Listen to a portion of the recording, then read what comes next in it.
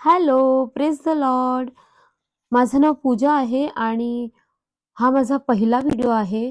हा व्हिडिओ मी अशासाठी बनवते, मराठी बायबल वाचन मी करून दाखवणार आहे तुम्हाला. आणि हा व्हिडिओ अशा व्यक्तींसाठी बनवला जातोय की ज्यांना वाचता येत नाही किंवा ज्यांचे अजून इतर काही वैयक्तिक प्रॉब्लेम असू शकतात, जेणेकरून ते वाचू शकत नाही, तर ते फक्त ऐकू शकतात.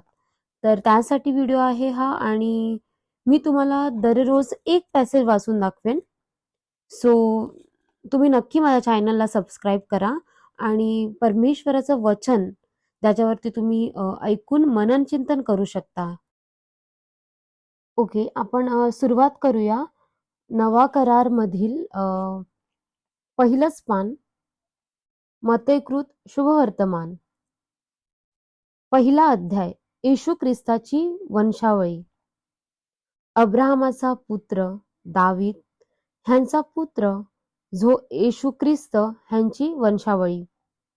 अब्राहमाला इसहाक झाला, इसहाकला याकोब, याकोबाला यहुदा व त्यांचे भाऊ झाले. यहुदाला तामारेपासून पेरेस व जेरेह झाले.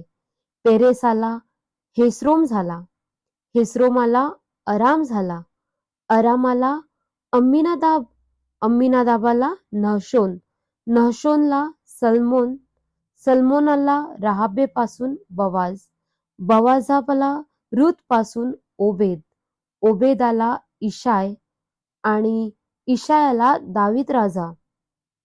जी पूर्वी उरियाची बायको होती तिच्यापासून दाविदाला शल्मोन झाला, शल्मोनला रहबाम, रहबामला अबिया, अबियाला आसा, आसाला यहोशाफाट, यहोशाफाटला योराम, योरामाला उज्जिया, उज्जियाला योथाम, योथामाला आहाज, आहाजाला हिजकिया, हिजकियाला मनशे, मनशेला आमोन, आमोनाला ओशिया. आणि बाबेलास देशांतर झाले त्यावेळी योशियाला यखन्य व त्याचे भाऊ झाले. बाबेलास देशांतर झाल्यावर यखन्याला शलतियेल झाला, शलतियेलाला जरुब्बाबेल, जरुब्बाबेलाला अबिहूद, अबिहुदाला एल्याकीम, एल्याकीमाला अज्जूर, अज्जूराला सादोक, सादोकाला याखीम, याखीमाला एलिहूद, एलिहूदला एलाजार, एलाजाराला मत्तान, मत्तानाला याकोब आणि याकोबाला योसेफ झाला. आता हे खूप महत्वाचं आहे. याकोबाला योसेफ झाला आता, ज्या मरियेपासून ख्रिस्त म्हटलेला येशू जन्मला तिचा हा पती. ह्याप्रमाणे अब्राहमापासून दाविदापर्यंत सर्व मिळून 14 पिढ्या, दाविदापासून बाबेलास देशांतर होईपर्यंत 14 पिढ्या आणि बाबेलास देशांतर झाल्यापासून ख्रिस्तापर्यंत 14 पिढ्या.